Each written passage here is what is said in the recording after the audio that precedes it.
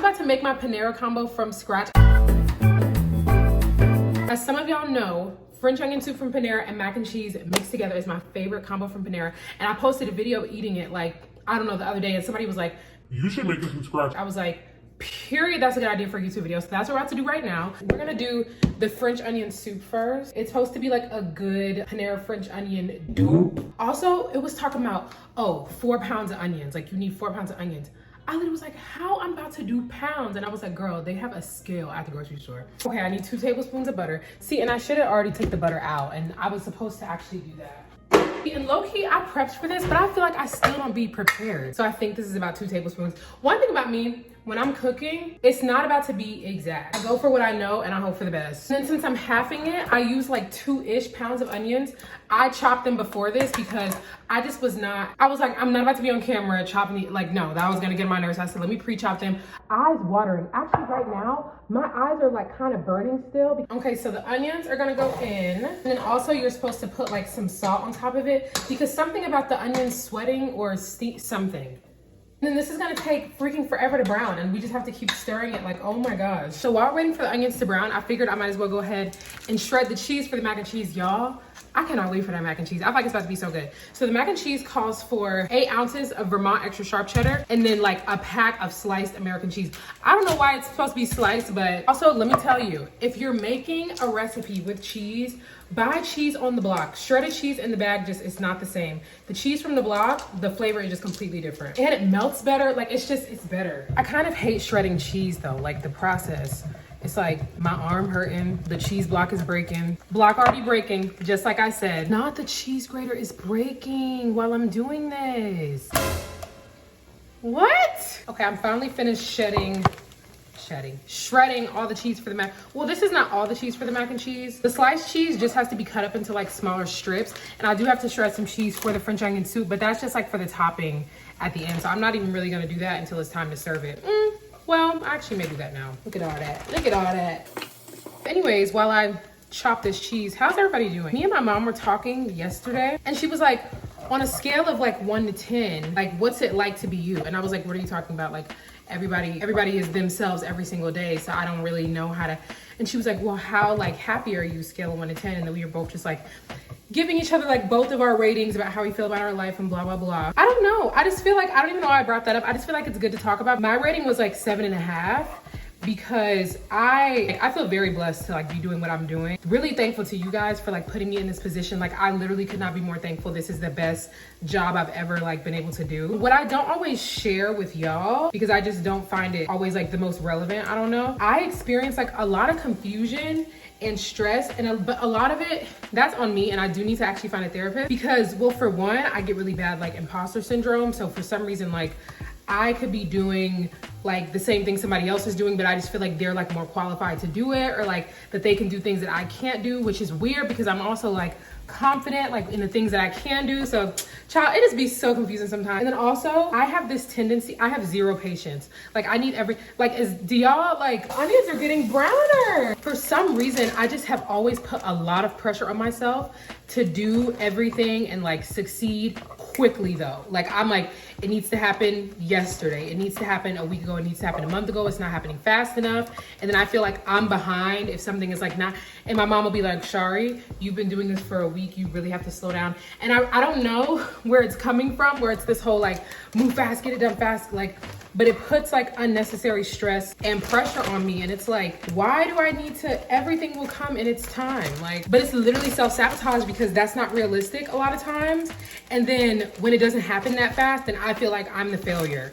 And it's like, that's literally self-sabotage. Like it's not supposed to happen. Things aren't supposed to happen overnight. Y'all may skip past this part of the video. I don't know why I felt the need to just like talk, but yeah, that's where I am. Like I'm trying to do all these things and I want them to happen really fast, but realistically, they may not happen that fast. And I need to slow myself down, honestly. Even I'm talking fast and I'm running out of breath. Like I need to slow down needs to be the mantra for my life. Like everything does not have to happen at lightning speed, especially if you haven't even been doing it for that long. I'm putting way too much pressure on things. What it is I need to give myself more grace.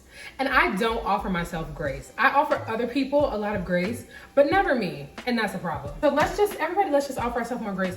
I'm sweating. The stove is making me hot. All right, y'all, I feel like the onions are pretty brown. I'm supposed to add in like some flour. Hold on, oh, kind of cute. I gotta add in a half tablespoon of flour. It's literally so hot, oh my gosh. I cannot imagine being like a cook in a kitchen. Back when I was a server, I would be feeling so bad for the line cooks sometimes. They'd be back there sweating, they're moving fast, and I know they're hot, they're over a hot stove. I'm like, and that's why as a server, try not to get on the line cook's nerves because they already gone through it. So I'm about to add all the stocks and everything. Now, this is gonna be kind of an estimation because I'm halving everything, but I can't really see. We gonna estimate. I need to use more. Does this feel like half? More. That's half. That's half. And then some chicken stock. That's good. I can't wait to add in the beef base because I smelled it. You know what? And my mom is gonna actually get a kick out of this later, but when she makes roast, she makes a really good roast, and this might make it really good. This smells like a really good roast. It's roasted beef base. It smells, oh, it smells so good. Oh, it smells so good. Okay, it says 2 tablespoons of beef base. That's for the 8 servings. I'm just doing 4 servings, but I still want 2 tablespoons of it. I'm gonna do it. I feel like that's the flavor. Like, I'm gonna do 2 and we'll just see how it comes out. But I feel like what could go wrong? Like, what would be the problem? Get that incorporated. Oh, this is gonna be so good. Also, I'm supposed to be using dried thyme for this recipe, but I only have ground thyme. But I read that 1 teaspoon of thyme is 1 teaspoon of dried thyme is 1/2 teaspoon of ground thyme. I'm just gonna use that substitution. I feel like this isn't dark enough. It'll get darker, that's okay. Okay, we'll do our 1/2 teaspoon of thyme. And literally after this 1/2 teaspoon, it's done. It just has to simmer here. Why do I want to keep adding beef base to this? I think it's because I like the smell and I already added more than I was supposed to. Okay, let me show you what this looks like. It's kind of looking like something. It's kind of, I don't know, we'll see. It smells good though. It smells really good. So now apparently I'm just supposed to let this simmer. We're gonna let it simmer on the other thing. Ugh. I feel like an old lady sometimes. Oh, another thing, a lot of people ask me how old I am. I'm 24. I don't know why people are asking me that. It'll be the most random TikTok videos where somebody will be like, how old are you? And it's always with like a eye emoji like this. I'm like, what's going on? And you may think like, oh, they're just asking a question, but it's like the way it's asked, it always seems like something provoked the question. And I'm like, what made you think to ask my age at a time like this? Not that you can't, but like, what was the reason? Okay, I think I need to leave this alone now. I need to leave this alone. It smells so good. It's done, the forever soup. I feel like that is just the forever soup. Took forever. Okay, so on to the mac and cheese. I'm so glad I shredded that cheese because now I don't have to worry about it. We're just about to boil the pasta. You can use this kind or you can use macaroni elbows. I'm using this because I want it to look as close as possible. That smells so good. I'm ready for this to be done actually. I'm tired and I'm hungry. Oh my gosh, no, because while this pasta is boiling, okay, when I was getting the cheeses for this mac and cheese, I saw this dill Havarti. I said, that is something I would like. I like dill and I like Havarti. It's supposed to be a little bit softer, but I just took it out of the fridge. I just put some on this cracker. So good. It must about to be really good. Watch. It tastes like pickle cheese. I love that. If you like pickle and you like cheeses, you will love this. But I'm really about to take it up a notch because watch. So I just spread some of the cheese on the cracker, add some turkey pepperoni. That is delicious. That is really good. That's gonna be my new snack for a while now. Okay, it's time to finally do the sauce and then we're gonna be done with this thing and then we can eat it because I just wanna eat this. Like, I'm ready to eat. So first, 1/4 cup of butter. Come on. And we let that melt. And then after we let that melt, we're gonna put the flour in. I feel like everything's taking longer because I'm ready to eat. It's funny because I'm feeling like this is taking so long, but I just looked at the timestamp of the first video and it's only been like an hour. I've only actually been in here for an hour. So yeah, this is a good example of I'm impatient. I need to work on that. Oh, I need to turn this down. I need to turn this down. Okay, now we'll whisk in the flour. Let me take it off the heat because I don't know why I just got the idea that it was probably gonna burn for whatever reason. Okay, then we gotta do 2.5 cups of milk. That's 2.5. And then whisk that around. Okay, now we're gonna add in all the cheese. We're finally nearing the end. Oh my gosh, this is gonna be so good. I can already tell. When this melts in, and then for the next couple things, there are measurements for this, but I just feel like it's not that serious because it's not that much. So we gotta add like a little bit of Dijon mustard. I'm pretty sure that that's the amount. A little bit of hot sauce. That feels about right. And some salt. Perfect. Oh, also, if I didn't already say where I got this recipe from, It's called Amanda's Cooking. So if you want to see like exact measurements, because sometimes I just don't be saying or giving the measurements or even using them. If you want to use it, go to Amanda's Cooking Panera mac and cheese copycat recipe and you can find it. This is starting to look so good. Let me give y'all a close-up. It looks so smooth and good. Okay, so I'm ready to pour the pasta in and we're done. There we go. One process that I really like with any pasta recipe is mixing the pasta into the sauce. I don't know what it is, but it's just like, yes. Also, I was reading the reviews for this recipe and somebody was like, I feel like it was too much sauce for the pasta. But personally right now, like this looks like the perfect amount of sauce for this pasta. So I feel like she had to have measured wrong because this is literally perfect. Oh, it looks so good. My mom's gonna be really happy because she wanted some. She was like, is there gonna be enough for me? I'm like, yes, mom, I'm making a big batch. Just look at that. Oh, that's perfect. Okay, now it's time to plate and I can't wait for that. We're gonna use these 2 bowls.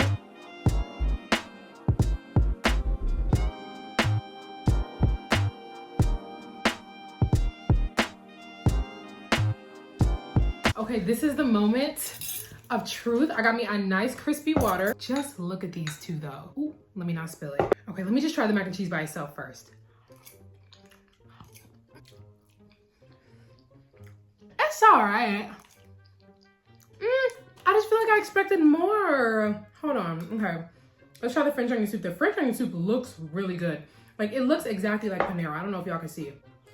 That's really good. I will say it may be a little too strong with the salt because I used 2 tablespoons of beef base, which I knew I wasn't supposed to do. That's on me. I think had I used 1.5, it would have been perfect. Oh yeah, oh, it's a little salty. But I feel like what could go wrong? Like what would be the problem? Yeah, oh my gosh, what am I doing? Sip of water gonna be good though after that. Whew. Okay, let's try them together because I'm honestly not feeling too hot about it. The mac and cheese isn't strong enough and the French onion might be too strong, which is funny because one of the comments under the recipe was like, I feel like the mac and cheese was too sharp.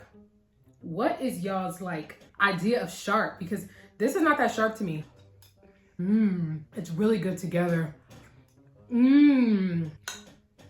Together is the key. Apart, they're actually not that amazing. Well, the soup is, they're better together. Ooh, look at that.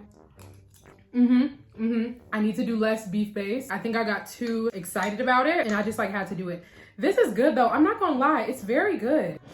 I only really like it together. Apart, it's really, apart, the soup is too strong and the mac and cheese is too like weak. Woo! I'm looking tired after that. Okay.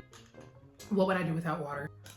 I'm kind of mad at myself about the beef base because I knew what the instructions were. And I just did it anyway. Now, I can add like more beef stock or chicken stock to like dilute it. I might even add some water, but I knew the instructions and I didn't listen. I get a lot of comments that's like, you need to start a mukbang channel. You need to start a mukbang channel. It's one of 2 things. One, I think people probably don't know that I already have a YouTube channel, or 2, they know and they want me to start a mukbang channel as well. But here's my thing about that. I probably won't have just a strictly mukbang channel because I don't want to niche down super hard. Food will always be a part of my content. Always. That's just a big part of who I am. Way before I was making content, that is just who I am. So naturally, it's going to be involved. But like, I don't want to niche down too hard where that's the only thing I'm doing because that's how you like limit opportunities for yourself. And you kind of like put yourself in a box and people only expect like one thing ever from you. And you can never do another thing. And it's like, I don't want to do that because that's how you miss out on opportunities. And that's kind of why I've like leaned more into like my day in the life, what I eat in a day content on TikTok, which I'm glad is being well received because I love making that kind of content, but it allows me to do more like lifestyle stuff. And that opens up a whole range of things for me to do. This channel will just be a mix of it all. It'll be everything. It'll be me eating. It'll be lifestyle. It'll just be me. Everything I create, I want it to just be me. I don't want it to be too specific one way or the other. You're just gonna get me. And if you like that, then welcome. We're gonna have a great time. Oh, I'm still kind of mad about the soup. Like, this is good, but I could just kick myself. I do stuff like that all the time. Like, I know one thing and then I'm like, let me just do this. Like, this is probably better anyway. I knew better and I still chose different. You live and you learn. It's hot. That is still good though. It's not better than Panera. It's not better than Panera. I'm gonna say that. But I don't expect it to be. They got all kind of, you know, the stuff comes prepackaged. One of my friends in college used to work at Panera and she would bring us the mac and cheese and it was like in these like vacuum sealed packets that you empty out and warm up. So they got a whole other thing going. They're not back there shredding cheese all day and making this. So I'm just not gonna expect it to taste as good. But that's pretty much it. I sweated through this whole thing because I was moving too fast. One thing I've learned, well, a couple things I've learned. One, I need to slow down. I need to be more patient. Two, follow the instructions. That's all. I'll see y'all next Friday.